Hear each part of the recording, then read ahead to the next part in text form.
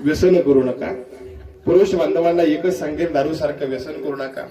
कारण दारू हे व्यसन असे महाराज, संसार उद्ध्वस्त करी दारू, बाटली स्पर्श नका करू. ज्यानं दारू विकली त्यानं बंगले बांधले आणि ज्यानं दारू पिली त्यानं बंगले ऐकले. एवढं समजलं तरी कीर्तन सार्थकी लागलं. कबीर महाराज सुंदर असं सांगतात, दारू गाजा मत पिया रो अक्कल हो जाती है, दारू गाजा मत पिया रो अक्कल हो जाती है, अपने पिया को तू नहीं माने मुंह में मिट्टी गिर जाती है, दारू गाजा मत पिया रो अक्कल गुम हो जाती है. म्हणून दारू सारखे व्यसन करू नका. त्यानंतर शेवटचं म्हणजे तिसरं म्हणजे भ्रूणहत्या करू नका. त्या लहानशा लेकराला सुद्धा या सृष्टीवर यायचं असतं, ही सृष्टी बघायची असते. त्या लहानशा लेकराला सुद्धा या सृष्टीचा आनंद घ्यायचा असतो. म्हणून त्या लहानशा लेकराला पोटामध्ये मारू नका महाराज. ते लहानसं लेकरू आहे.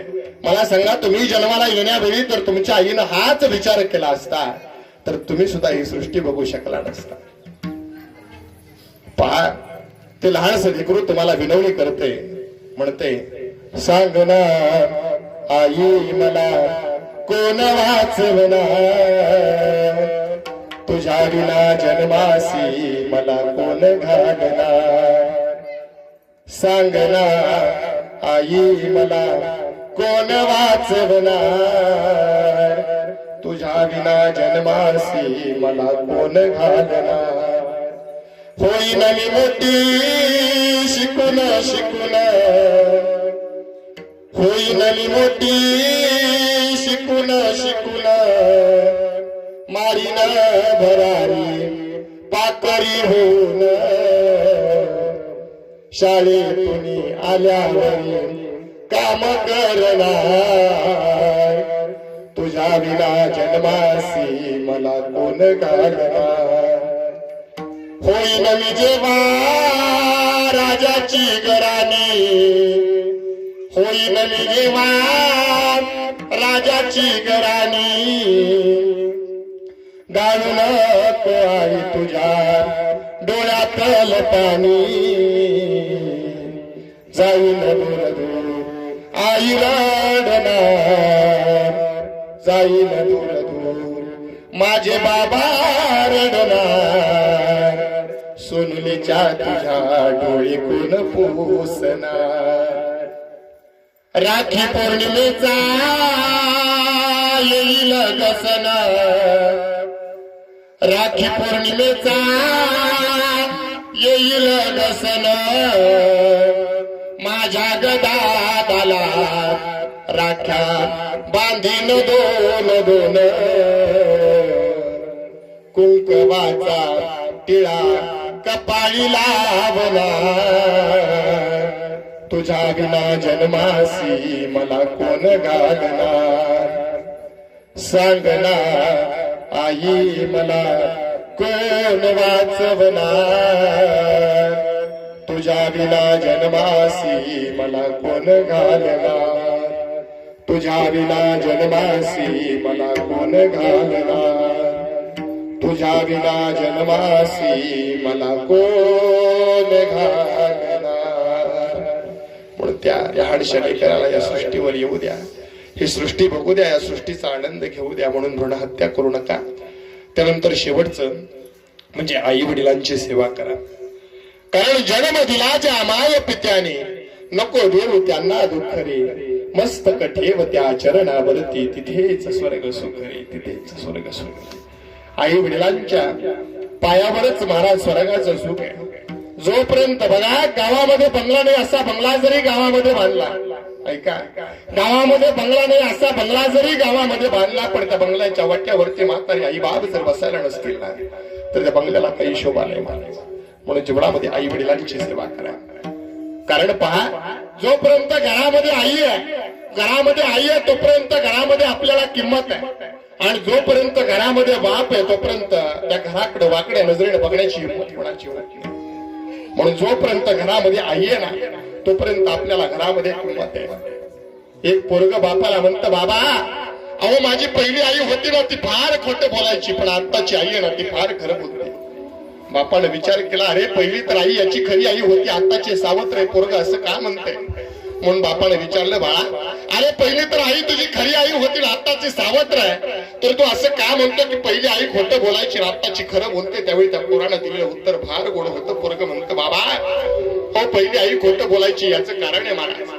पहिली आई म्हणायची, बाळा अहो धिंगाणा करू नको, त्रास देऊ नको, गावामध्ये भटकत हिंडू नको, नाहीतर सायंकाळी तुला जेवायला देणार म्हणायची धिंगाणा करू नको, त्रास देऊ नको, भटकत हिंडू नको, नाहीतर संध्याकाळी जेवायला देणार नाही. पण सायंकाळ झाली की नाही की कुठेही असू द्या, वरच्या आईला असो, खालच्या आईला असो किंवा मधल्या आईला असू द्या, पायामध्ये आणवानी पायानं माझ्या पाठीमागं पायाची कुठेही ही धरून आणायची. म्हणायची जेवायला देणार नाही, खोटं बोलायची. पण सायंकाळी जेवणाची वेळ झाली की हाताने जेवण घालायची. पण आत्ताची आई नाही.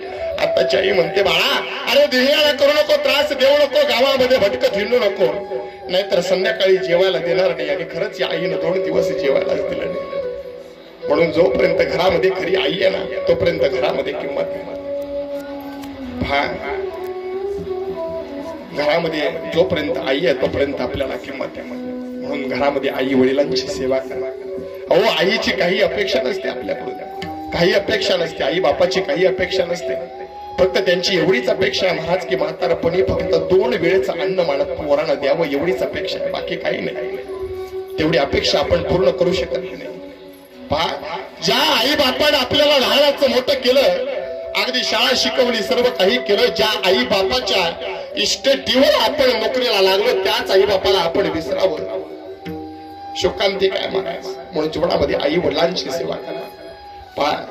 अगदी या संसारामधील किंवा या सृष्टीवरची संपूर्ण संपत्ती जरी आई वडिलांच्या चरणावर अर्पण केली ना तरी या आई वडिलांच्या उपकारातून परतफेड करता येत नाही. याचं कारण आहे महाराज, आई तुझ्या मूर्ती वाणी या जगात मूर्ती नाही, अनमोल जन्म दिला गाई तुझे उपकार फिटणार नाही, अनमोल जन्म दिला गाई तुझे उपकार फिटणार नाही.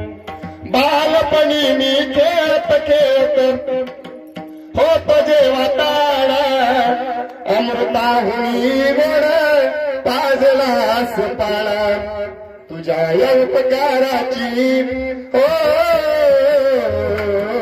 तुझ्या या उपकाराची कधी जाणीव झाली नाही, अनमोल जन्म दिला गाई तुझे उपकार फिटणार नाही. शाळेतून घरी येताना आई उशीर मजला होई, गल्लोगल्ली पाहित फिरे ग तू आई, तुझ्या या प्रेमाची कधी जाणीव झाली नाही, अनमोल जन्म दिला गाई तुझे उपकार फिटणार नाही. हाडाची तुकान करोनी केले रक्ताचे पाणी, तुझ्या सारखे कष्ट गाई केले नाही कोणी, तुझ्या या कष्टाची कधी जाणीव झाली नाही, अनमोल जन्म दिला गाई तुझे उपकार फिटणार नाही, अनमोल जन्म दिला गाई तुझे उपकार फिटणार नाही. म्हणून त्या आई वडिलांच्या उपकारातून परतफेड करता येत नाही. म्हणून आई वडिलांचे आपल्यावर फार उपकार आहेत. अहो जेवढे आईचे उपकार आहेत ना तेवढेच बापाचे उपकार आहेत. आईचे उपकार आपल्याला दिसून येतात पण बापाचे उपकार दिसून येत नाहीत महाराज. शाळेमध्ये परीक्षेला पास झालो की नाही की जवळ अगदी बाळगणारी, जवळ घेणारी, कुशीत घेणारी आई आपल्याला आठवते, पण गुपचूप जाऊन पेड्यांचा पुडा आणणारा बाप कोणाच्याच ते नाही येत नाही. अहो महाराज, देवकीनं कृष्ण परमात्म्याला कारागृहामध्ये जन्म दिला, यशोदा माता ही आपल्या ध्यानामध्ये येते. पण यमुनेला दुथडी पूर आला असताना सुद्धा डोक्यावर टोपलीमध्ये कृष्ण परमात्म्याला गोकुळामध्ये घेऊन जाणारा वसुदेव कोणाच्या ध्यानामध्ये येत नाही. जेवढे आईचे उपकार आहेत तेवढेच बापाचे उपकार आहेत. तो बाप घराचा पाया असतो महाराज. पाया खचला की घर सुद्धा ढासत. घरातील करता धरता मनुष्य गेला की आपण म्हणतो पहा तेवढाच एक घरामध्ये करता धरता मनुष्य होता, तो गेला, संपूर्ण घर रस्त्यावरती आले. म्हणून घरामध्ये जेवढी आईला किंमत आहे तेवढीच बापाला किंमत आहे. बाप घराचा पाया आहे महाराज. तो बाप कसा असतोय काय? बाप स्वाभिमानी बाळा जसा कनखर कळा, त्याच्या काळजात सोता लाजाळूची संवेदना बाप तलवार डाल बाप पेटती मशाल ज्याच्या घामाच्या प्रेमात हिऱ्या मोत्याचा रुबाब उलाढाली करतो हा बाप फक्त घरासाठी शिव्या शापया जगाची घेतो आपल्याच माती बाप घराचा रे पाया आई कळस त्यावर बाप घराचा रे पाया आई कळस त्यावर जेव्हा खचते न पाया तेव्हा कोसळते घर तेव्हा कोसळते घर पाप सातवी अश्रू लेख वाट पाहित्या क्षणाची बाप सातवी अश्रू वाट पाहित्या क्षणाची जन्मभराचे रडतो लेक जाताना सासरी लेक जाताना सासरी लेक जाताना सासरी म्हणून त्या आई वडिलांची सेवा करा एवढंच सांगतो. शेवटचं एक वाक्य वापरतो महाराज. वाक्य जर आवडलं तर निश्चित टाळ्या वाजवा. ऐका, वाक्य जर आवडलं तर निश्चित टाळ्या वाजवा.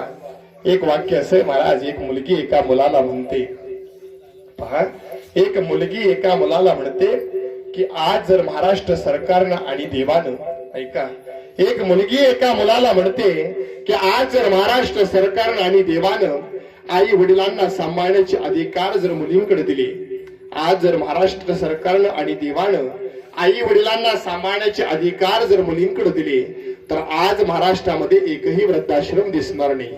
वाक्य पूर्ण झालेलं नाही. ऐका, एक मुलगी एका मुलाला म्हणते की आज जर महाराष्ट्र सरकारनं आणि देवानं आई वडिलांना सांभाळण्याचे अधिकार जर मुलींकडे दिले तर आज महाराष्ट्रामध्ये एकही वृद्धाश्रम दिसणार नाही. त्यामुळे तो मुलगा त्या मुलीला म्हणतो, तू म्हणतेस ते खरं आहे.